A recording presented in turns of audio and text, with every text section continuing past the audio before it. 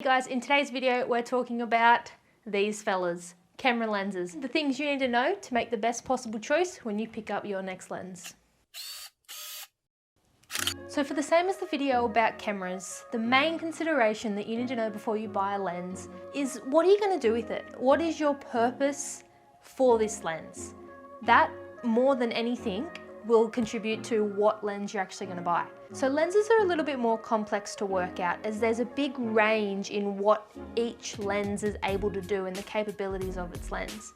So starting off, focal length is the little numbers that you see in a lens. The lens I'm talking to right now, right in front of me, is a 24 to 70mm lens.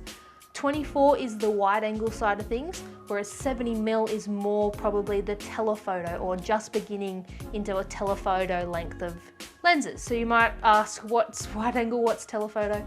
Well, for the purpose of this, I would consider anything from 16mm to 35mm a wide angle lens. Then between 35 and 70mm, you have what's probably the normal range. It's not wide, nor is it super zoomed in or telephoto. It's normal because about 50mm is the focal length that our eyes see. So what humans see is most accurately represented by a 50mm lens. That's why it's really popular for wedding photographers and wedding filmmakers who want to replicate the guest's experience. Anything 70 and above, that's a telephoto lens. That's what you use for shooting things that are really far away. So for like sporting photographers, say supercars. A supercars photographer, when trying to shoot on track, can't really use a wide angle lens because they're probably going to get run over. So they opt for like a 200mm or a 400mm lens, which allows them to sit back in the stands or behind fences and things, but actually capture the photo as if they were standing right next to the car. Another big thing to take into consideration when purchasing a lens is whether you want a prime or a zoom lens. So a prime lens is categorized by the fact that it's set at one focal length. So a prime lens in this case would be 24mm. That's it. Or 50mm. Each lens is a different millimeter.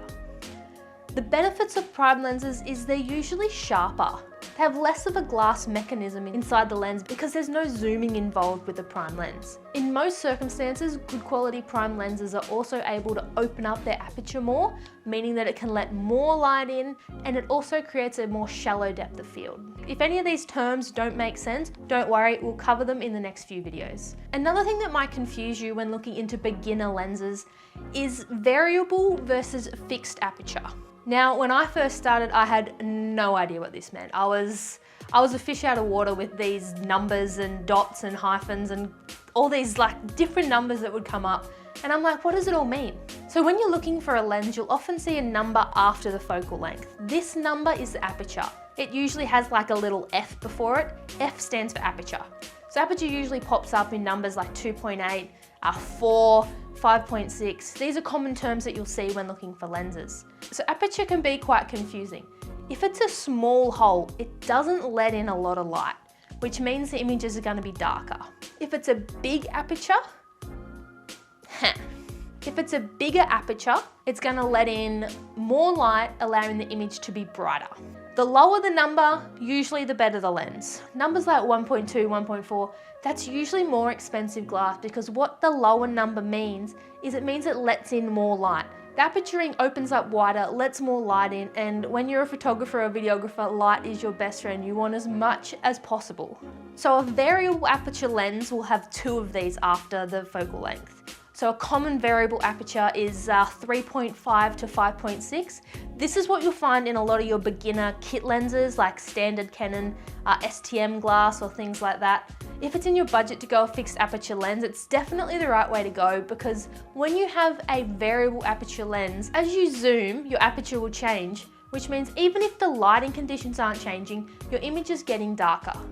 I know this is a lot to digest, but trust me, knowing how this works will be really, really helpful when you want to go buy a lens. So now you know how some of the technical stuff works. As always, make sure that you bring your final decision back to what suits you best in terms of your budget and what you're actually planning to do with the lens, what you want to shoot. If you're shooting sport photography or videography, you're probably going to want a telephoto lens. If you're vlogging, hanging it out here, You probably want a more wide open lens that allows you to get more of your environment in the frame. As always, it comes down to your preferences, but I really hope that this video was helpful in helping you make your decision to pick up your new lens. Let me know in the comments if you learned something new. I'll see you guys for the next video. Oh, that was so YouTube. I don't know if that made sense, but we're gonna run with it because I'm starting to lose light here, ironically.